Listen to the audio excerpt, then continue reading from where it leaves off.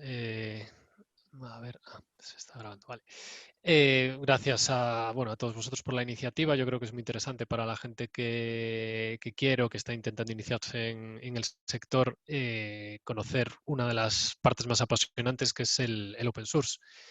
La charla de hoy es más orientada o es orientada desde mi experiencia, ¿vale? No es una charla magistral o una charla, pues no sé, como a lo mejor os podéis encontrar cursos por ahí sobre open source o sobre eh, licencias, etcétera, sino que se intenta ser una charla amena, entre comillas.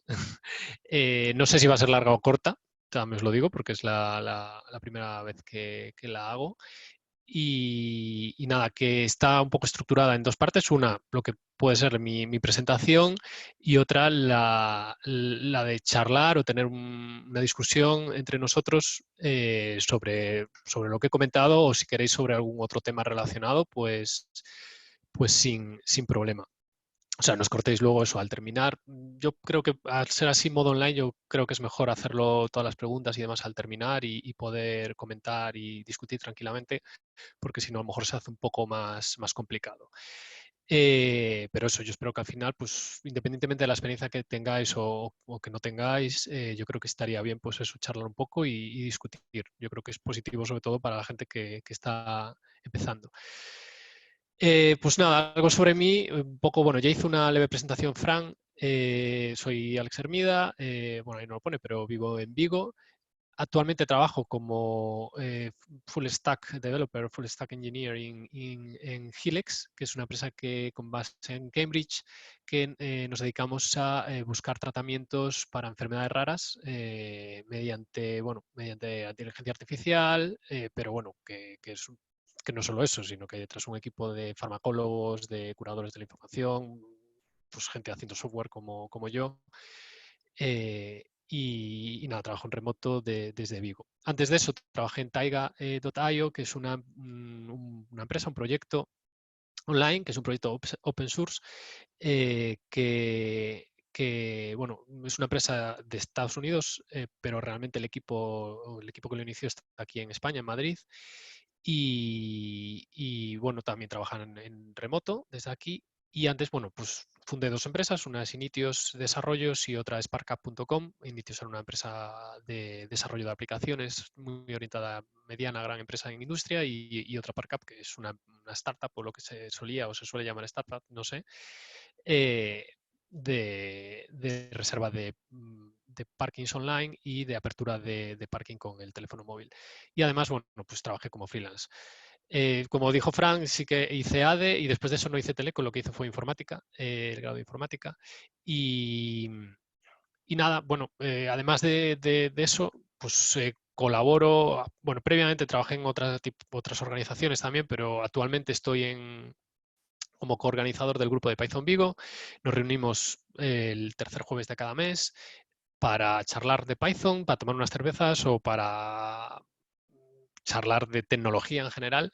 Eh, y generalmente hay charlas, o sea, son eventos el tercer jueves de cada mes donde viene uno o dos ponentes, hacemos charlas y luego hay unas lightning talks, que son unas charlas rápidas o relámpago, que cualquiera puede ir allí y charlar y contar pues algo que ha probado, etcétera. Entonces, yo creo que está bastante bien. Este mes no lo hicimos debido al COVID, el mes anterior tampoco, pero bueno, luego soy también miembro de la Industriosa y organizador de algunos de los eventos que en la Industriosa es un Media Lab. Bueno, hay una marca que es Fab Lab que se dedica bueno, que hacen tema de makers y robótica, etcétera, pues en la Industriosa es algo similar, lo pasa pues muy orientado al tema open source. No es una marca registrada, es un Media Lab que lo que intentamos es ayudar a nivel local a que la gente se acerque a las nuevas tecnologías, pero sobre todo orientado a temas de hardware y demás. Yo estoy un poco más en la pata software ahí, pero está muy orientado al tema de hardware, robótica, etcétera. Y luego, por último, otra de las iniciativas que ya empezamos hace unos años aquí en la zona de Vigo es Vigotech, que es como un metagrupo que hay por encima de múltiples grupos de comunidades que hay aquí en Vigo, grupos de usuarios, que ahora veremos un poco. Vale, entonces con todo esto un poco, ya os digo que mi intención no es daros mucha, o sea, no es hablaros de teoría, ni mucho menos, porque yo tampoco me considero ni mucho menos un experto, ni una persona como para hablaros de estos temas en profundidad, pero yo sí que creo que todo el mundo debería tener como unas ciertas bases, o sea, ¿por qué vais o por qué vamos a querer colaborar con el open source o qué es eso realmente el open source? Porque se habla mucho, pero y la gente sube repositorios y los publica y demás, o sea, ¿y qué hay detrás de eso? ¿O qué había detrás? Si lo sigue habiendo o si no. Entonces, bueno, ¿qué es el open source y por qué es importante? Entonces, bueno, aquí diferenciar o intentar diferenciar un poco entre lo que es el free software o software libre y el open source, que es el código abierto. Entonces, realmente el precursor del open source en su momento fue el software libre, que lo promovió la fundación que creó Richard Stallman en el 1985 y que realmente va muy orientado a promover la libertad y justicia para los usuarios. O sea, va mucho más allá, digamos, de lo que en sí se enfoca el open source per se. Entonces, bueno, ahí podéis ver que bueno, una de las cosas que pongo y que yo creo que deberíais ver, que luego al final os dejo unos enlaces y si queréis pues profundizáis y leer la historia, yo creo que siempre está bien leerla y merece la pena, tiene partes interesantes, aparte Richard Stallman es un personaje en sí mismo, ha venido por Galicia varias veces, yo lo he visto en vivo en directo una vez, entonces, yo creo que ahí sí que merece la pena, pero que lo leáis por vuestra cuenta. Lo que sí que creo que podemos simplemente revisar un poco o simplemente comentar qué son esas 4 libertades de tanto se habla o se hablaba sobre el software libre, ¿vale? Que no es lo mismo que el open source, que el código abierto, que es la libertad de ejecutar el programa como se desee con cualquier propósito, que es la libertad cero, la libertad de estudiar cómo funciona el programa, la libertad de redistribuir copias para ayudar a otros y la libertad de distribuir copias de sus versiones modificadas a terceros. Entonces, bueno, tanto la libertad 1 como la 3 implican el acceso al código fuente, que es un poco también la clave central del open source, yo creo. Entonces, el software libre, a pesar de, tiene también la denominación, bueno, en inglés se dice free software, que aquí en España sobre todo, pero bueno, también en otros países, bueno, los países hispanohablantes se confunden mucho con gratis, ¿no? Realmente no tiene nada que ver con gratis el ser libre, de hecho el software libre puede ser software de pago. Se centra mucho en esas 4 libertades y es algo más filosófico que el simple hecho de hablar de código fuente. ¿Vale? Entonces, en ese sentido, años después, lo que apareció fue otra iniciativa diferente, como pongo ahí, fundada en 1998, no me acuerdo, Eric, no me acuerdo cómo se llamaba, pero bueno, lo podéis buscar, uno de los fundadores, porque fueron 2. Está muy centrado, como pongo ahí, en las libertades 1 y 3 del software libre, que implican ese acceso al código fuente y que es más pragmático o práctico en el enfoque que tiene y centrado más en lo técnico en sí mismo y el poder compartir ese código. Se dice un poco que esta iniciativa vino sobre todo pues por abrir un poco ese software que se estaba creando con licencia libre a las grandes corporaciones que tenían miedo a utilizar ese software precisamente por las licencias que tenían en gran medida. Y luego hubo una iniciativa posterior que es el Free and Open Source Software, bueno, que está un poco ahí diluida también, incluso como la del propio software libre, que lo que intenta es ser más inclusivo e incluir cosas de los dos campos, tanto del free software como del open source. Entonces, digamos que intenta incluirlos a todos y decir, oye, pues todo esto que es FOSS, ¿vale? Que es el Free and Open Source Software. Vale, entonces, otra cosa que comentar y muy importante, porque al final aquí es donde está la clave cuando hablamos de open source. ¿Vale? Cuando hablamos de open source, la clave no es otra que es las licencias. ¿Vale? Las licencias, que es lo que está detrás de la creación, de lo que estamos creando y de lo que estamos compartiendo en Internet. Entonces, yo creo que aquí sí que es importante pues, que podáis leer un poquillo y simplemente echarle un ojo. Aquí os pongo algunas de las licencias más conocidas, más usadas, más habituales, como la del MIT o MIT, la GNU, que es la la promovida en su momento, la fundada por Richard Stallman, la de Apache License, que bueno, es de la Fundación Apache, BSD, que es de la Universidad, creo que de Berkeley, ¿no? de la costa oeste, etcétera. Vamos, hay una serie de licencias, o sea, cada uno puede crear su licencia, o sea, tú mismo puedes crear tu licencia, una organización puede crear su licencia y ponerla acompañando al código fuente que está generando, y eso lo que da pues, simplemente es un grado de protección sobre ese software o de no protección directamente. Entonces, bueno, pues estas son las más famosas. El hecho de utilizar una de estas licencias con respecto a utilizar una licencia propia, pues generalmente, y dependiendo del proyecto, está claro que si vas a hacer una librería muy pequeña, que a lo mejor no tiene relevancia, o tu proyecto particular da bastante igual, se podría decir, de algún modo, pero en el momento en que el proyecto coge una cierta relevancia, sí que es importante tener una licencia pues, ya no conocida, sino respaldada. ¿Por qué? Porque al final las licencias, esto no va de que no, porque el software siempre te lo puedes copiar y utilizar, digamos, físicamente de alguna manera, si se puede decir así, como te dé la gana, porque tú puedes bajarte cualquier cosa independientemente de la licencia que tienes, siempre que esté disponible y usarlo. Pero la licencia lo que da es potestad para hacer acciones legales contra esa persona o organización que esté utilizando ese software, y esas acciones legales tienen un coste, con lo cual el utilizar una de estas licencias lo que te da es que al final tú tienes detrás una fundación o una organización que va a apoyar esa licencia y te va a dotar de los servicios que tú requieras a nivel legal, etcétera, para poder pelear por tus derechos que has adquirido con esa licencia. Entonces, bueno, aquí hay las licencias, ya veis que hay muchas. Aquí os dejo un enlace, no sé si lo tengo al final de todo, sino bueno, esta presentación aún no sé muy bien si la subirá a GitHub o dónde, pero bueno, os la compartiremos. Tendréis acceso aquí, pues podéis ver una relación de una comparativa del distinto grado o distintas características, por decirlo de una manera, de cada una de las licencias. Y ya os digo que esto, o sea, entrar esto en materia es un infierno, por decirlo de una manera, es algo que te tiene que gustar mucho, es complejo, pero yo creo que sí que hay que tener un conocimiento de base de que por qué hay un license.txt en tu repositorio y qué pone o por qué está ahí, ¿vale? Entonces yo creo que eso es cuando empieza, sí que es importante ser consciente de qué hay detrás del open source, qué hay detrás de esos ficheros que establecen qué tipo de licencia tiene el proyecto. ¿Vale? Entonces, en ese sentido, sí que es importante. Hay un concepto también a nivel de licencia que es importante, que es el copyleft, que lo que hace que realmente lo que representa, no sé si está aquí en esto que acabamos, no sé si lo pone, pero bueno, que básicamente lo que dice, que es un poco lo que se basan estas licencias, que ahora veremos, bueno, que se basa en muchas cosas, pero una de las cosas que es importante es que sean contagiosas, ¿no? Que tú o sea, al final esta licencia lo que está diciendo es si tú usas este programa, puedes usarlo como te dé la gana. O si usas este programa, puedes usarlo como te dé la gana, excepto en este caso.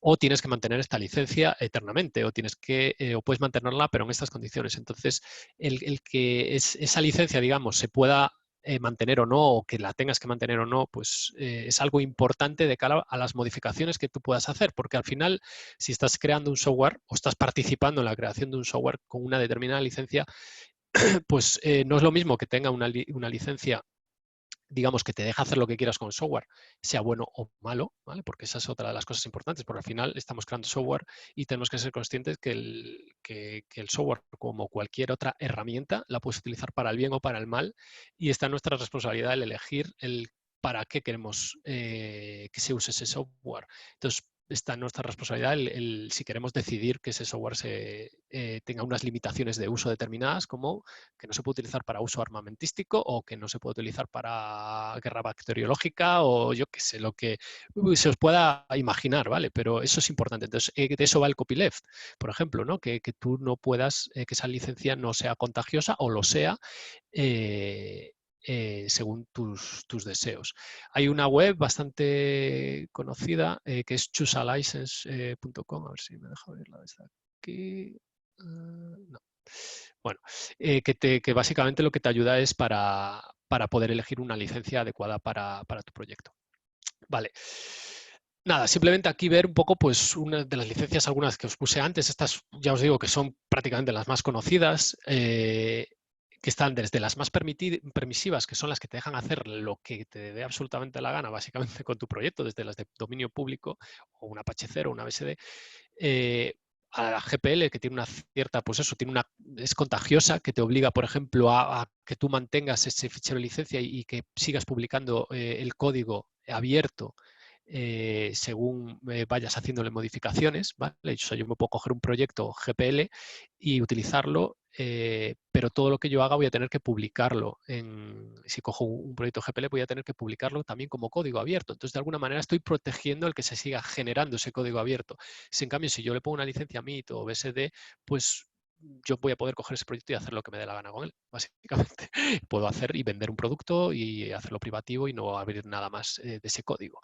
También hay otras licencias, por ejemplo, la licencia LGPL, que básicamente son las que, pues, por ejemplo, se utilizan tanto en iOS como en Mac OS, utilizan muchísimas librerías con licencia LGPL, que eso lo único que te dice es que tienes que mencionar esas librerías, que esas librerías, si las modificas, obviamente, tienen que ser código abierto, pero tú puedes utilizar esas librerías y el producto que tú estás sacando a partir del uso de esas librerías no va a tener que ser código abierto, puede ser software privativo, que eso es, pues, por ejemplo, pues eso, lo que puedes tener en tu MacOS.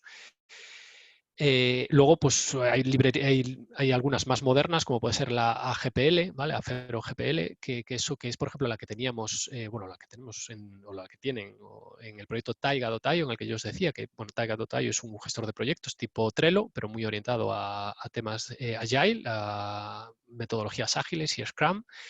Y eso básicamente lo que te dice es que tú, si vas a hacer modificaciones sobre ese código para ofrecer un servicio online, las modificaciones que hagas sobre ese código para ofrecer ese servicio online van a tener que también ser open source, ¿vale? Te obliga a publicar esas modificaciones. Bueno, esta licencia salió, pues es un poco ya hace años, con todo el boom que hubo de los SaaS, ¿vale? De los servicios online. Entonces, ya veis que también es algo muy vivo, que va cambiando, etcétera, ¿vale? Bueno, aquí os puse un enlace para leer un poco sobre el copyleft y GPL. Vale. Entonces, en este sentido, aquí os pongo algunas de las licencias open source, algunas licencias, algunos ejemplos. Yo creo que, por ejemplo, el primero que os pongo es uno a mencionar, para que veas la importancia que puede tener una licencia, la de React, que supongo que lo habréis visto en Hackaboss, si habéis sido alumnos de Hackaboss. Al menos, no sé, la verdad no sé si habéis visto React o Vue o Angular o lo que, pero bueno, si no, pues React, que es uno de los frameworks frontend más conocidos, tuvo un problema, entre comillas, gordo con su licencia, porque cuando salió React, cuando lo sacaron, tenía una licencia que no era del todo open source, ¿vale? Lo que tenía una licencia era BSD, que incluía además digamos, unos requisitos específicos con respecto a las patentes que tenía Facebook, porque React es de Facebook, y básicamente decía que ellos podían decidir si el producto que sacabas y que utilizaba React infringía algunas de sus patentes, con lo cual, de esa manera, bueno, yo no sé si lo hacían a mala fe o a buena fe, no tengo ni idea, pero la realidad es que ellos podían, si tú mañana utilizabas React para sacar no sé, un comparador de seguros, yo que sé, lo que fuese, o para hacer una web de cursos, por ejemplo, pues tú podía venir Facebook y decir, no, es que esto está infringiendo esta patente o estáis haciéndome competencia desleal y no podéis utilizar React para esto, ¿vale? O sea, entonces, lo que pasó es que al final la comunidad open source, sobre todo, bueno, principalmente la Fundación Apache, baneó la licencia que tenía React de sus licencias, digamos, aceptadas, la comunidad open source se puso bastante en contra y tuvieron que cambiarla y ahora tienen una MIT, que es de las más permisivas, por decirlo de una manera, pues coger el proyecto y hacer lo que quieras con él.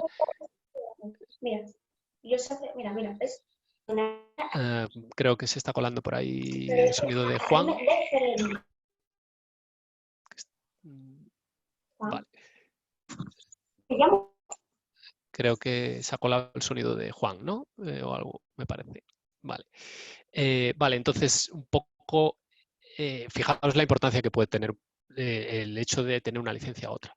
Luego, bueno, para que veáis lo que es una licencia también, claro, porque al final yo estoy hablando aquí y nadie está viendo ninguna licencia ni nada, sobre todo los que nunca habéis visto una, pues básicamente, bueno, aquí estoy en GitHub, luego lo veremos brevemente. Esto, como veis aquí, esto es React, esto es el repositorio de código de React, y aquí lo que veis es que tiene un fichero de licencia, ¿vale? Que es una MIT, y bueno, básicamente aquí, como veis, os dice los permisos, las limitaciones y las condiciones de uso que ha impuesto sobre esta licencia Facebook, que bueno, básicamente yo creo que es la MIT por defecto, que ya te la sugiere también cuando la añades y es tal cual prácticamente. O sea, no le han hecho mucha modificación. Entonces, esto, básicamente, este pequeño fichero puede tener una importancia enorme o sea, de hecho es la clave en el open source.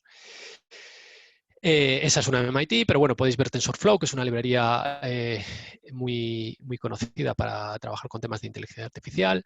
Tiene una Apache 2, ¿vale? Detrás, la Apache, pues lo que comentamos, tiene la fundación Apache, lo que te puede ayudar con cualquier tema litigio legal. Visual Code, no sé si lo usáis o no, que es un IDE o un editor de código muy promovido, bueno, creado por Microsoft. También tiene una MIT. Entonces, bueno, yo creo que sí que es importante. Bueno, Taiga, que es el proyecto donde yo trabajaba, como veis tiene una Afero 3.0 y bueno, aquí como veis os aparecen siempre un poco los detalles de la licencia. Entonces yo sí que creo que es importante que cuando vayáis a colaborar en un proyecto open source o crear vuestro proyecto open source tengáis esto en cuenta. Bueno, si vais a crear el vuestro, a lo mejor de entrada no, da igual, ¿vale? No, pero bueno, que sí que seáis conscientes, sobre todo si mañana sois los que no lo seáis ya, desarrolladores profesionales, tener este tipo de cosas en cuenta y valorarlas. Valorarlas, no os quiere decir elegir o sea, elegir la que vosotros veáis, ¿vale? Yo no, en ese sentido no, yo creo que para cada caso pues es diferente.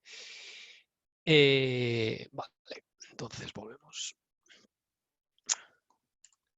Vale, luego simplemente a modo mención hay un par de licencias curiosas, seguro que hay más por ahí, pero estas son dos bastante conocidas, que es esta de Do What the Fuck You Want to Public License, que básicamente es que hagas lo que te dé la gana con el software que se ha creado. Y luego hay otra que es Beerware, que básicamente lo que te dice es, oye, si esto te ha valido de algo y lo usas, pues cuando me veas o algún día me invitas a una cerveza, básicamente. Vale. Entonces, ¿cómo colaborar? Pues, a ver, hay un proyecto muy importante que yo creo que ya todos los que estáis aquí conocéis, que ha comprado Microsoft ya hace un tiempo, que es GitHub, que, bueno, un proyecto, es una empresa de Estados Unidos, provee un sistema de hosting y de control de versiones con Git. Bueno, es hoy en día donde se centraliza básicamente o prácticamente todo el open source, bueno, no todo, pero gran parte del open source que se está generando, o sobre todo el que es más accesible. Entonces sí que es algo que tendréis que conocer y tenéis que conocer. Luego también está GitLab, que es otra empresa estadounidense de San Francisco y que también ofrece un servicio de alojamiento, pero además en este caso el core del servicio que ofrece lo liberan como open source, por lo que pues te lo puedes descargar e instalarlo en tu empresa a nivel personal y utilizarlo como tu sistema o panel de control de versiones, por decirlo de alguna manera, ¿vale? Porque estos sistemas van mucho más allá de Git, los dos te facilitan ese sistema de control de versiones, pero además pues te dan un panel para colaboración online en el código, integración de ecosistemas de automatización, de despliegue o de testing, etcétera. Vale, entonces, la primera manera de colaborar es crear tu propio proyecto, ya sea en GitHub o en GitLab. Ya os digo que podrías crear vuestro propio proyecto y compartirlo por otras fuentes, que luego también comentaremos, pero yo creo que hoy en día lo más fácil o más directo es usar GitHub o GitLab, y principalmente GitHub, pienso yo, porque es un poco el que da más, te hace más visible en la red, por decirlo de alguna manera. Entonces, lo primero sería que busquéis algo de vuestro interés, algo o incluso algo que pueda ser valioso o que creáis que pueda ser valioso para la comunidad. Podría ser pues algo tan sencillo o tan complicado como implementar pues cosas que hayas visto, que gente que esté preguntando en Stack Overflow, o portar algo que esté en un lenguaje determinado a un lenguaje de vuestro dominio o un lenguaje que vosotros estéis acostumbrados a trabajar. Esta opción, aparte de lo que es el propio trabajo técnico, lo que tienes que generalmente va a llevar asociado un aprendizaje de cómo gestionar un proyecto desde cero, ya sea pues, por las issues que te vas a ir encontrando, que van apareciendo, si tiene algo de tracción o lo hacéis entre varios, pues más porque vais a generar issues y cosas entre varias personas. Vais a tener un interés por comunicar, vais a tener que gestionar en cierto modo o una comunidad detrás, etcétera, o vais a tener que decidir qué licencia asignar, que parece algo trivial, pero ya visteis que a lo mejor tampoco lo es tanto, depende. Entonces, yo tampoco voy a decir que esta opción me parece poco recomendable si tenéis poca experiencia, pero sí creo que el esfuerzo y la dedicación va a ser mucho mayor que con otros enfoques, ¿vale? Y aquí no me estaba refiriendo a crear repositorios para pruebas de aprendizajes, porque es algo que es recomendable y que es el otro punto que comento ahí, que sería pues, crear repositorios para vuestras pruebas o test, porque eso no solo os va a ayudar a vosotros en el proceso simplemente de aprender a utilizar la herramienta, pero si además pues, creáis pruebas o creáis proyectos de prueba de aprendizaje, por decirlo de una manera, también en un momento dado le puede ayudar a otra persona que esté pasando por lo mismo, que vaya a pasar por lo mismo y que vosotros hayáis compartido esa experiencia puede resultarle valioso. ¿Vale? Entonces, nada, no dudéis en crear un repositorio, aunque no pueda parecer útil por su finalidad, porque puede ser útil pues, de otra manera. Vale, otra manera de colaborar es participar en proyectos open source. Con esto, además del trabajo, o sea, una de las cosas que tiene el participar en proyectos open source ya existentes y de otros, además del propio, bueno, como pongo ahí, podéis ayudar con soporte a otros. O sea, tenéis una curva de aprendizaje, un nivel de entrada, en principio, si depende por qué tareas empecéis, va a ser menor, porque podéis ayudar con cosas como simplemente el dar soporte a otros usuarios o aportar valor y muestras, o sea, aportas valor y muestras interés al grupo, al equipo que está detrás del proyecto. Y además también estás demostrando los conocimientos. Además, en este caso, o sea, de esa manera, lo que estáis demostrando también es que sabéis trabajar en equipo, sabéis trabajar con otras personas, comunicaros de manera efectiva o eficiente. Entonces, pues te da, digamos, un plus. Y podéis empezar, pues eso, simplemente, pues colaborar no tiene que ser desplegar código o publicar código. Puede ser simplemente, pues, en una issue de GitHub, contestar, ¿vale? O puede ser simplemente, pues no sé, o sea, hacer un comentario en una pull request, cosas de ese estilo. Entonces, ¿qué más? Pues mejorar la documentación. Es una de las cosas que más les duele o más duele generalmente en los proyectos. Trabajar en la documentación se hace, pero muchas veces es doloroso y se te quedan cosas atrás o no está todo lo bien que debería, sobre todo para la gente, pues tú estás trabajando en tu proyecto, sabes todo cómo funciona y generas una documentación que está muy preparada para gente como tú, que sabe cómo funciona. Pero muchas veces la gente que viene fuera son las personas más preparadas para poder actualizar esa documentación adecuadamente.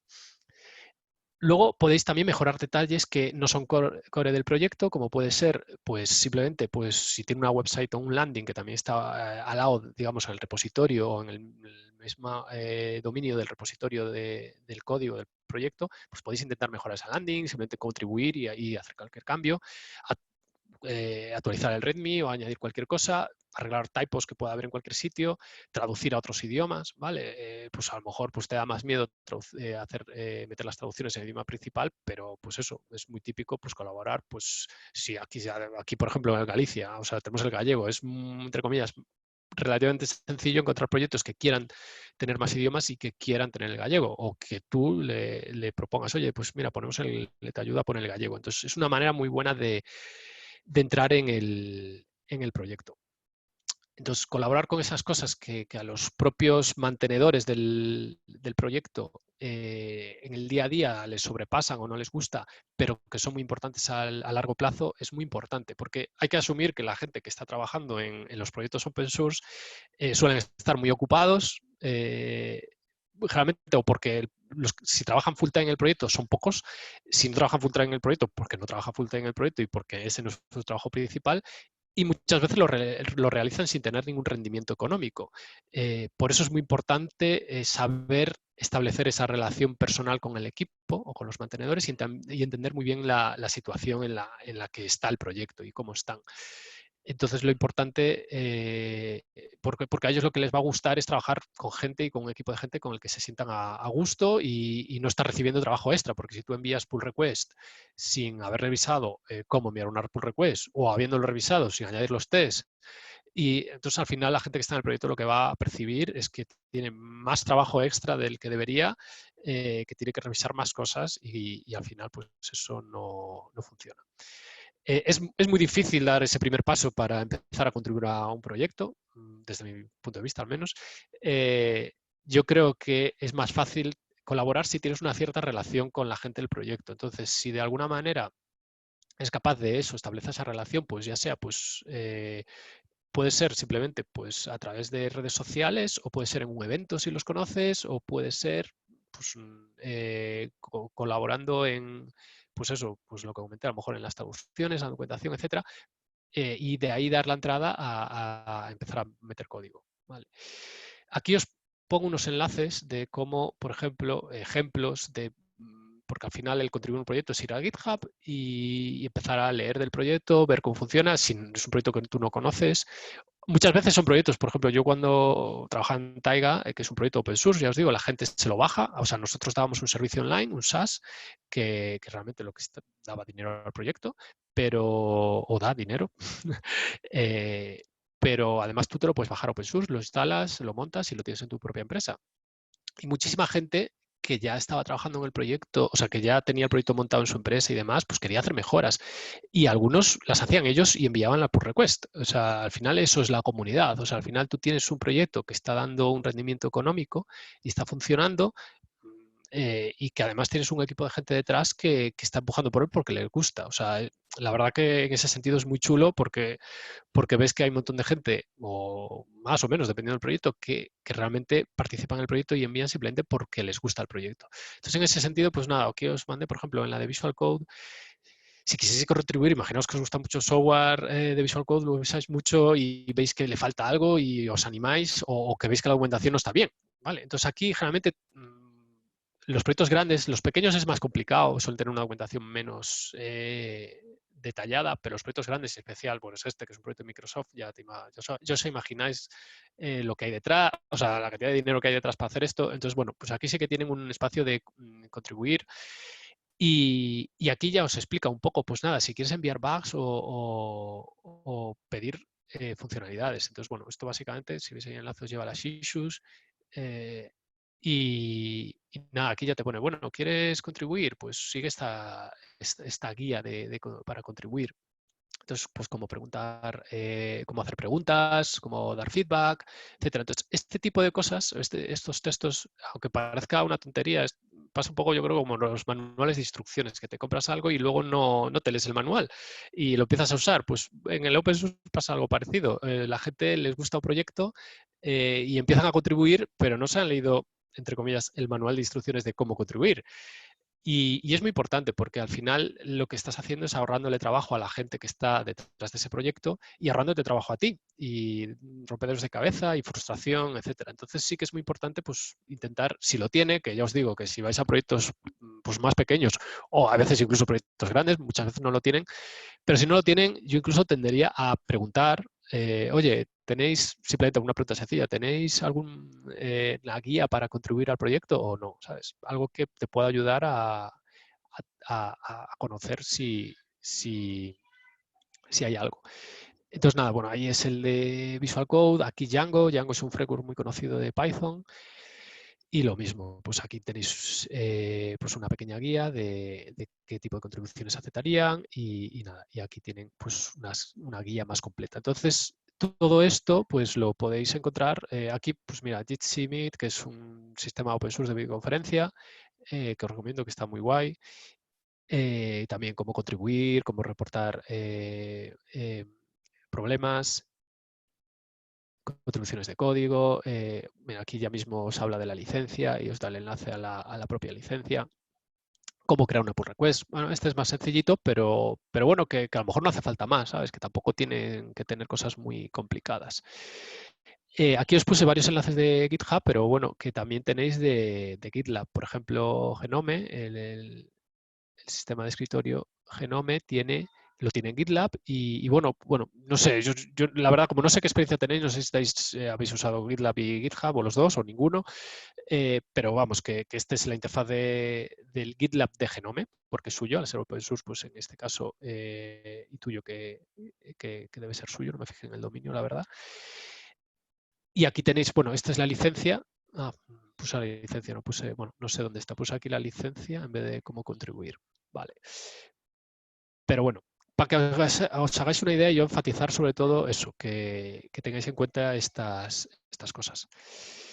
Vale, la otra manera de colaborar es usando y valorando el software libre. O sea, no hace falta ni tan siquiera comentar en un repositorio, por ejemplo, o no hace falta tan siquiera pues, contribuir con código. O sea, el simple hecho de utilizar el software libre y valorarlo y respetar a la gente que está contribuyendo. Si vais a hacer un comentario, pues tanto ver lo que os comenté antes como ver si hay un código de conducta. Y luego la regla un poco de pensar, buscar, leer un poco lo que os comentaba y luego preguntar. Porque muchas veces, o sea, vosotros y yo, si somos desarrolladores, da igual el lenguaje, yo creo, estáis acostumbrados a utilizar muchísimas dependencias en vuestros proyectos y yo me tengo encontrado, y seguro vosotros también, como con comportamientos bastante desdeñables en Internet de gente criticando pues el tipo de respuesta de proyectos open source, cosas de ese estilo, como si fuese gente que estuviese trabajando full time para eso, etcétera.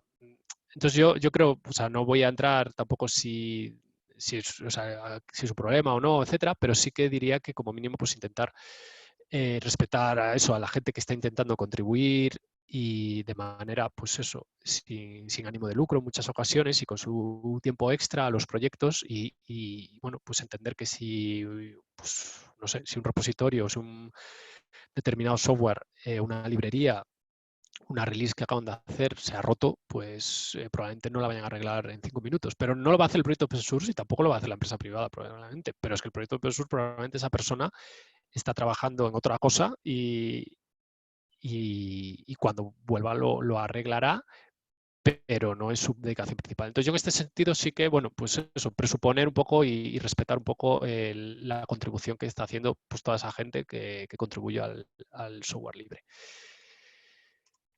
Vale, y ya aquí comentaros sobre el open source, que no todo es GitHub, que había otras cosas. De hecho, antes de GitHub, mucho antes, allá por el 99 creo que se había fundado, estaba SourceForge, que era también es un sitio centralizado de software libre y de software gratis, ¿vale? Pero bueno, quedó un poco en el olvido, sobre todo porque tuvo una época oscura allá por el 2010 o por ahí, o incluso antes, que bueno, el modelo de negocio que tenía en este caso Surfforce era con anuncios, ¿vale? O promociones que podía hacer la gente cuando tú subías tu software libre o gratuito allí, pues podías promocionarlo y poner anuncios y demás, y se empezaron a meter malware, etcétera. Entonces, pues cayó un poco en el olvido, pero sigue existiendo y o sea, lo puedes seguir utilizando para publicar o tener tu software libre. GitLab, que ya lo comentamos antes, open source, tiene, aparte de poder bajártelo y hostearlo tú donde tú quieras, lo puedes tener puedes usar GitLab, digamos, el servicio oficial de la empresa GitLab. Bitbucket, que es otro sistema de repositorio o de una interfaz para gestionar tus repositorios como GitLab y GitHub. En este caso, este es de Atlassian, la empresa que está detrás de Jira, etcétera. Y bueno, lo puedes utilizar porque puedes tener repositorios públicos y publicar ahí tu código. Y luego otros repositorios, o sea, al final es simplemente que tú alojes tu código en algún sitio y con una licencia libre. O sea, si tú tienes tu código alojado en un servidor donde se quiera con una licencia libre, pues ya está. De hecho, pues hombre, pues una de las cosas más típicas son los sistemas operativos, Linux, por ejemplo, que tienen sus propios repositorios, PPAs o etcétera, dependiendo un poco la distribución. donde tienen público ese código fuente y te lo puedes descargar. ¿Vale? Entonces, nada, y también, bueno, que aquí estamos, pues eso, ahora hablando de los sistemas operativos, aquí estamos un poco centrados en repositorios Git, pero vamos, que hay otros sistemas de control de versiones completamente diferentes, como Mercurial, etcétera, pero bueno, que sí que es cierto que hoy en día el más utilizado, al menos en desarrollo de aplicaciones, es Git. Vale. Bueno, pues ahora pasamos a la parte de grupos de usuarios y comunidades tecnológicas. Bueno, yo creo que grupos de usuarios es algo ya muy antiguo. No sé cómo eran antes de toda la parte tecnológica, de software, etcétera. O sea, al final el grupo de usuarios no deja de ser un grupo de personas que se agrupan alrededor de intereses comunes, de una tecnología determinada o incluso de un proyecto específico. Entonces, ¿cómo acceder a estos grupos para empezar? Yo creo que hay comunidades más abiertas que otras, ¿vale? Ahí depende un poco. Yo hace años pues estaba bastante metido en el mundo de la seguridad informática, y yo la verdad ahí sí que percibía o sentía que la comunidad era más cerrada, al menos en mi experiencia personal, ¿vale? O sea, cada uno pues su experiencia, yo la mía pues era un poco más complicada en general, gente más reservada, más cultura en no compartir conocimientos o los logros, etcétera, ¿vale? Como digo, fue mi experiencia. Pero hay otras comunidades que son mucho más transparentes. Bueno, ahora hablaremos de varias comunidades que hay aquí en Galicia. Yo participé, intento participar y asistir a múltiples eventos, principalmente locales, porque también es lo más fácil. Bueno, ahora al ser muchos online, pues también es mucho más fácil asistir a otros eventos, pero también nacionales e internacionales. Entonces, ¿por qué es importante participar en la comunidad? Vale, a mí personalmente me ha dado mucho la comunidad tecnológica local. O sea, una de las razones por la que estoy dando esta charla también, o he dado otras charlas, es un poco, o organizo eventos, es por devolverle un poco a la comunidad lo que me ha dado, en cierto modo. Y tanto la comunidad local como no local. Quiero decir que al final, o sea, yo antes había eventos que venían a Vigo, por ejemplo, pues 2 veces al año y eran eventos de fuera y venían aquí. O sea, quiero decir, al final digo local, pero vamos, que en general lo pasa, pues también pues estar viajando continuamente, pues no es tan no es tan fácil. Entonces,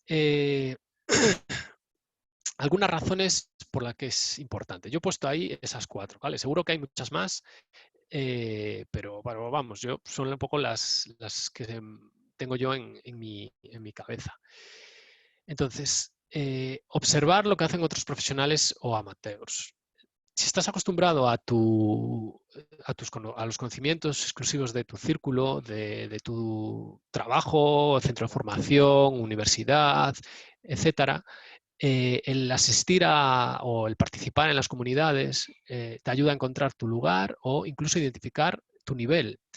Unas veces para vencer a síntomas parecidos, porque es una enfermedad, pero síntomas parecidos al síndrome del impostor, que seguramente muchos os suena, y otras para ponerte los pies en la tierra y eliminar el efecto Dunning-Kruger, este famoso, ¿no? Que te hace pensar que sabes mucho más de lo que realmente sabes. Entonces, yo creo que en ese sentido es muy importante. Puedes identificar cómo trabajan otras personas y diferentes maneras de hacer las cosas. Y es algo que yo creo que es clave para progresar y seguir disfrutando en el día a día de tu trabajo. Luego, conocer nuevas tecnologías y nuevas metodologías. Yo pues, estoy seguro, no lo sé, que puedes seguir desempeñando tu trabajo de la misma manera durante años, incluso toda tu vida. Pero al final, bueno, y eso no tiene que ser malo, o sea, todo lo contrario, puede ser muy bueno, o sea, tú estás cómodo, puedes ser súper feliz y seguir haciendo eso. Pero conocer nuevas tecnologías y metodologías nos hace estar más preparados para cualquier cambio que pueda venir y para adaptarnos a él, o simplemente para incluir mejoras en nuestro día a día que nos van a hacer pues, más productivos. O sea, yo recuerdo una de las cosas que más cambió mi vida laboral ya, bueno, hace años, ahora no porque no lo uso, pero en su momento, yo desarrollando, aparte de desarrollar, pues siempre como vengo más de la parte de sistemas, o al principio hacía mucho tema de sistemas, redes, etcétera, pues siempre me encargué de los despliegues. Entonces, pues no sé, hace años, 7, 8, 10, no sé, siempre usaba, o sea, yo tenía pues manual, o sea, los despliegues los hacía manuales y a veces pues tenía algunos scripts para determinados despliegues, etcétera. Pero aún así era horrible, literalmente. Y el día que conocí Ansible, no sé si os suena Ansible, que es una herramienta que te vale pues realmente para, bueno, es una herramienta que básicamente lo que hace es enviar comandos SSH a una máquina remota, pero te da unas recetas que tú puedes escribir en YAML, en un lenguaje de marcado YAML, que, que puedes definir exactamente lo que quieres hacer, guardar esa receta y ejecutarla siempre que quieras y hacer los despliegues. Entonces, para mí, pues, conocer eso, simplemente el hecho pues, de un evento, conocerlo, etcétera, fue un cambio muy importante en mi productividad. Y mi productividad no significa que realmente tenga que hacer más cosas. No, no, es que podía irme a tomar un café y hacer un descanso tranquilamente mientras estaba haciendo un despliegue. Entonces, yo creo que esas cosas son muy importantes a nivel personal y aparte que pues el hecho de aprender algo nuevo, que bueno, que eso ya va un poco también en cada uno, las ganas o no que tenga de aprender. El siguiente es compartir nuestro trabajo y conocimientos. Participar no solo, no solo significa asistir, sino que en el momento adecuado, cuando uno ya se siente lo suficientemente cómodo en la comunidad, pues puede dar el salto a dar una pequeña charla o taller. No tiene que ser una charla avanzada, ni de algo especialmente novedoso. O sea, generalmente una charla de iniciación y desde la experiencia personal de iniciación suelen ser de las que más valor aportan, porque sobre todo le están aportando a valor a mucha otra gente que está pensando o está viendo cómo poder iniciarse en eso. Entonces, las charlas de iniciación son súper importantes y no hay mejor charla de iniciación que que la puede dar uno que se acaba de iniciar. Entonces, en ese sentido, yo creo que es muy importante. O sea, por una parte, ayudará a esas personas y por otra parte, te ayudará a nivel individual para profundizar y para fijar más todavía los conocimientos que ya tenemos. O sea, es algo súper conocido, que no hay mejor manera de aprender que enseñar a otros o al menos intentarlo, con lo cual no es necesario ser un experto para dar una charla, todo lo contrario. O sea, puedes dar tu perspectiva es súper valioso. Vale, y conocer e identificar oportunidades. Vale, aquí el poder intercambiar impresiones, aspiraciones, conocer qué oportunidades hay realmente en el sector, que participar en la comunidad, todo eso, o sea, eso tiene un valor muy, muy grande. Yo, por ejemplo, actualmente trabajo para Gilex, una empresa con sede en Cambridge, una empresa que apenas tenía trabajadores en remoto, una empresa que yo no conocía, que encontré en Twitter, básicamente, que tampoco conocía a nadie que trabajase allí. Yo envié el currículum a través de su web, y etcétera. O sea, y yo en el fondo creo que gran parte es gracias a la comunidad. No, pero no por nada directo, pero porque probablemente yo sin haber participado en la comunidad, sin haber conocido a la comunidad, probablemente yo no me hubiese planteado enviar mi currículum a esa empresa, probablemente no sabría cómo enfocar a lo mejor las entrevistas, probablemente no sabría, no conocería experiencias de compañeros, amigos que tengo en la comunidad, trabajando para otras empresas en el extranjero, etcétera. Entonces, sí que es cierto que directamente no me aportó nada porque lo podía haber hecho igual, pero indirectamente sí que me aportó mucho. Y ya luego, pues antes de mi etapa actual en Gilex, ya cuando trabajaba como freelance o cuando tenía mi propia empresa de desarrollo, pues sí que en ocasiones, pues sí que he conseguido pues, ciertos trabajos a través de la comunidad. Y eso seguro que bueno, muchos os ha pasado o os pasará. Y también conozco gente, por supuesto, que ha encontrado trabajo directamente a través de la comunidad. O sea, eso sin duda ninguna. Vale. Vale. Luego, bueno, una de las cosas que no añadí aquí, no sé si está implícita de alguna manera, pero una de las cosas que también es participar en la comunidad y que es muy importante es colaborar en la organización de los distintos grupos. La organización de los grupos, o sea, los grupos al final somos X personas que estamos trabajando para hacer eventos lo más a menudo posible o cuando podemos. pero también hay épocas en las que es más duro o menos duro. Entonces, no solo el hecho de dar una charla puede ser importante, sino simplemente en el hecho de colaborar en la organización y el preocuparte por conseguir un ponente, etcétera. Participar en ese sentido a nivel organizativo es muy importante porque todos los grupos necesitan ir renovándose cada poco, porque la gente, lógicamente, después de mucho tiempo se quema. Tienen sus familias, sus hijos, tienen sus trabajos, etcétera, y depende del momento, pues es más o menos difícil. Entonces, también el colaborar en esa comunidad o en ese grupo mediante simplemente el hecho de ayudar en la organización. Vale. Vale, y aquí lo he puesto separado porque, bueno, si os fijáis aquí ponía por qué es importante participar en la comunidad y yo no sé, pero aquí hay otros 3 puntos que me parecen, o sea, que me parecen importantes, pero son las consecuencias de lo anterior. No me parece que sea el por qué. Con esto quiero decir que me gusta más enfatizar que estas son las consecuencias de lo anterior. O sea, no creo que participar en la comunidad o colaborar en la comunidad, el por qué sea para estos 3 puntos, sino que me parece que son unas consecuencias posibles de los puntos anteriores. Entonces, una de las cosas es, como ya comenté, más variedad de conocimientos, porque vas a estar en contacto con personas que te van a hablar de temas que o no son afines o que no conocías, etcétera. Vas a tener mayores y mejores oportunidades de trabajo, probablemente, pues por lo que hagamos, eso, por la relación con todo el mundo, por el networking, etcétera, pues vas a poder acceder a hablar con ciertas personas que a lo mejor de otra manera no ibas a tener la oportunidad, o simplemente pues lo que yo comentaba, que a lo mejor te iba a abrir un poco la mente y te va a decir, oye, pues mira, pues yo a lo mejor sí que puedo encajar aquí o en este otro sitio, o sí que puedo optar a esto si hago esto, esto y esto, o de esta manera puedo enfocar la entrevista con esta empresa, etcétera. Y luego, pues esa marca personal, ¿no? Que yo creo que está tan de moda hoy en día, o ya hace tiempo, el tema de tener la marca personal. Y ahí, pues lo mismo, o sea, la marca personal al final yo creo que es una consecuencia de tus actos anteriores, o sea, no es que vayas buscando tu marca personal. Yo no creo que nadie de la gente que yo conozco que pueda decir, oye, pues sí que tiene su marca personal, no creo que la hayan conseguido diciendo, voy a hacer mi marca personal. Yo creo que todas las han conseguido porque realmente han hecho lo que les ha gustado, lo que les ha apetecido. Obviamente buscando un objetivo, pues sí, buscas tener un trabajo, pero tú al final estás participando en la comunidad para aportar algo. O sea, sabes que aunque estés dando charlas un año o no, puedes encontrar trabajo o no. ¿Vale? Eso es un poco lo que me gustaría y lo que quiero transmitir.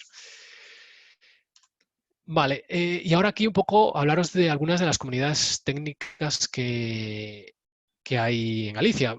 Pongo aquí algunas, me es completamente imposible, no solo porque probablemente no conozco todas las comunidades que hay en Galicia, o sea, probablemente no conozco todas las comunidades que hay en Galicia, sino que además son muchas, he puesto algunas. O sea, bueno, como dije al principio, yo soy de Vigo, entonces no... de Vigo, por ejemplo, he puesto Vigotech Alliance porque ahora, bueno, si queréis entro y os enseño. No sé cuántos estáis aquí de Vigo. Yo, claro, mi percepción es que sois más de Coruña, la mayoría que estáis aquí, pero no lo sé. Entonces sé que, pues eso, que tanto en Coruña como en Orense, como en Santiago, bueno, Santiago de Compostela puse también Compostela Tech, hay más. Y ahí en Coruña lo que he puesto son simplemente 4, porque, bueno, está Coruña Developers, está Gpool, que, bueno, yo es con la que más trato he tenido, la que más conozco, que es un poco de las más, yo creo, antiguas en Coruña.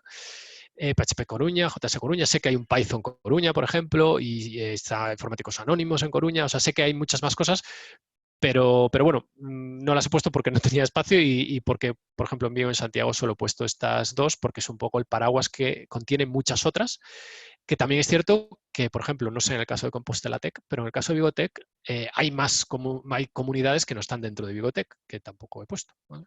GDG Ourense, GDG Lugo, Makers Lugo, bueno, comunidad de Makers hay en todas, hay un mogollón también, o sea, hay en Coruña, hay en Redondela, hay en Santiago, hay en Vigo, varias, o sea, hay muchísimas. Entonces, bueno, esto era un poco para transmitiros que hay mucho movimiento, o sea, que estés donde estés, yo creo que tienes oportunidades de acceder a una comunidad local, porque al final yo creo que el hecho de que sea local, entre comillas, es importante para tener una relación más en persona.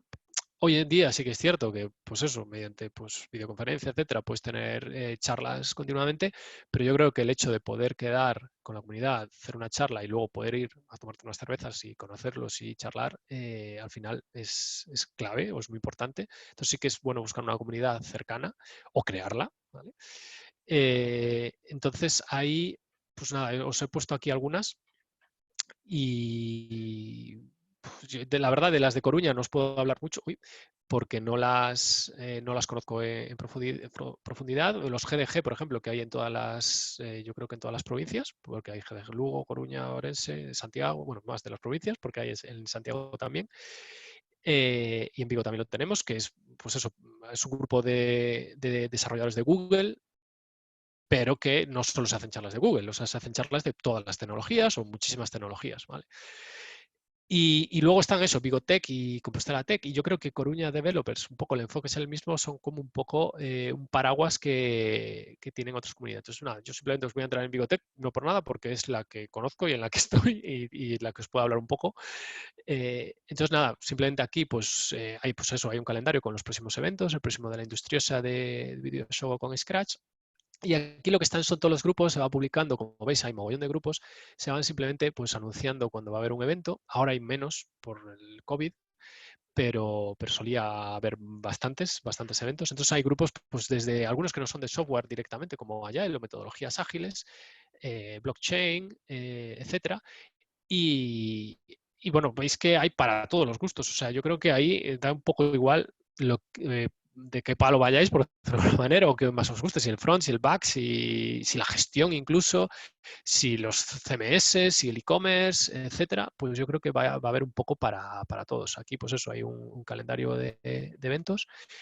Y luego lo que sí que está bien buscar en todos los grupos es un poco pues los documentos clave, como puede ser el código de conducta o si tienen un manifiesto o cosas similares donde digan un poco o transmitan un poco qué están o qué quieren promover, qué están buscando, cuál es el core o los valores de ese grupo, ¿vale? Porque al final, en el fondo, os vais a tener que sentir identificados con esos valores para poder colaborar con el grupo, porque si no os sentís identificados, pues obviamente no vais a tener ganas de, o si las vais a tener al principio, pero luego se van a ir. Entonces, sí que eso es importante. Que simplemente aquí las charlas grabadas, etcétera. Aquí, por ejemplo, pues nosotros tenemos un canal de Slack, me consta que en Coruña Developers también hay, y en otros grupos pues también tienen sus sistemas, otros usan Matrix, Riot para comunicarse, etcétera. O Telegram, simplemente tienen un grupo de Telegram, un canal de Telegram para comunicarse. Entonces, pues entrar en el Slack y charlar y preguntar, etcétera. O sea, es una manera muy fácil, muy accesible, sobre todo, para poder llegar a la gente de esa comunidad y poder conocer un poco qué va pasando, porque al final, si estáis en el Slack de biblioteca, en este caso, en el Coruña Developers, etcétera, pues vais a poder conocer un poco pues, de qué habla la gente, qué tecnologías se están usando o no, que es algo que, pues lo que comentaba yo antes, te va a ayudar, pues mañana, si en una entrevista de trabajo te hacen una pregunta, pues a lo mejor de casualidad resulta que un día hubo un hilo en el canal de Coruña Developers sobre esa tecnología y lo estuviste leyendo y resulta que te ha válido de algo ya. Entonces, no menospreciar un poco ese interés o esa relación con la comunidad. Y con esto no estoy diciendo que sea esencial. O sea, también he visto los movimientos de yo no doy charlas, yo no voy a eventos y soy igual de buen desarrollador. Y estoy totalmente de acuerdo. Puedes llegar a ser igual de bueno o mejor o lo que sea sin asistir jamás a ningún evento, sin atender, sin dar nunca ninguna charla, etcétera. A mí personalmente, o sea, yo creo que no vale para todo el mundo tampoco esa posición, igual que la de ir a todos los eventos, pero puede ser válida. Yo creo que sí que es positivo en gran medida y en un porcentaje alto el poder asistir a eso, porque al final estás desarrollando otro tipo de habilidades también, que son las habilidades sociales, que son clave en el desarrollo de los proyectos. Porque al final el software, más que teclear, es hablar, entender el problema, leer, escribir incluso en papel y luego, si acaso, teclear. Entonces, esas otras habilidades no se consiguen pues, encerrado trabajando tú solo o leyendo exclusivamente documentación. Entonces, en ese sentido, sí que creo que es para la gran parte de los mortales suele ser bastante interesante el poder asistir, participar, etc. Y ya os digo que no tiene por qué ser fácil. O sea, muchas veces el simplemente hecho de poder, de salir de, o sea, de ir a un evento, hablar con la gente, es salir de tu zona de confort, pero a mí me parece muy, muy importante y yo creo que en general a la gente le viene bien. Y tampoco hace falta estar yendo a eventos todas las semanas o todos los meses. O sea, puedes ir a 2 eventos al año y ya está. O sea, no. Y bueno, pues más o menos hasta aquí, porque yo la verdad no, no vi muy bien cuánto tiempo me iba a llevar la charla. No sé exactamente cuánto tiempo lleváramos, porque no sé a qué hora empezamos, pero deben ser ya 40 minutos o algo así. Tampoco quiero dar mucho la brasa, porque mi idea además era poder charlar un poco y no sé si va a dar tiempo. Entonces, nada, os dejo aquí unos enlaces a recursos sobre licencias y open source en general, lo que os hablaba aquí, por ejemplo, un enlace para ayudaros a elegir la licencia de vuestro proyecto, que yo creo que podéis leer, y también enlaces a algunos recursos para poder hacer vuestras contribuciones.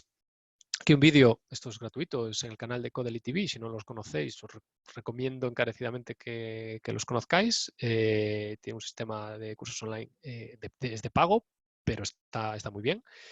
Tiene una tarifa mensual tipo Netflix para ver todo, para hacer todos los cursos que tienen allí. Y nada, y algunos enlaces más. Entonces, bueno, hasta aquí. No sé si se ha hecho corto o largo, pero bueno, un poco lo que tenía. Genial, Alex. No sé si alguien tiene alguna pregunta que quiera hacerle o debatir sobre algo que haya dicho, preguntarle cosillas.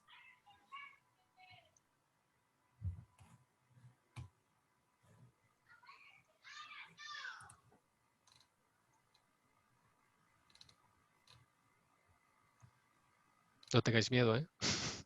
Podéis preguntarme o no sé, de lo que queráis. Quiero decir que no, hombre, lo ideal sería sobre estos temas, pero vamos, que cualquier pregunta que tengáis o curiosidad sobre los grupos, sobre, no sé, sobre mi experiencia, lo que queráis.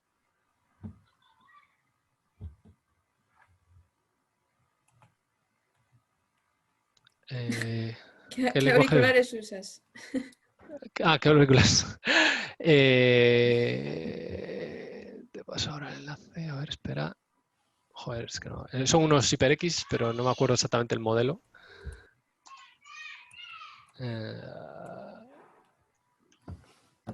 Los HyperX Cloud, pero ¿cuál? Bueno, veo que hay una pregunta en el chat, Sí, ¿no? sí, hay otra más. Sí, bueno, los auriculares utilizo, a ver si lo puedo poner aquí. Estos. Ups, esos no, estos. Bueno, sí. Vale. ¿Qué lenguaje de programación utiliza en su trabajo? Vale, pues, a ver, yo principalmente usaba Python. Ahora uso Python, React y TypeScript. Y sí, yo creo que principalmente esos 3 actualmente. Pero vamos, que un poco... O sea, me gusta estar bastante centrado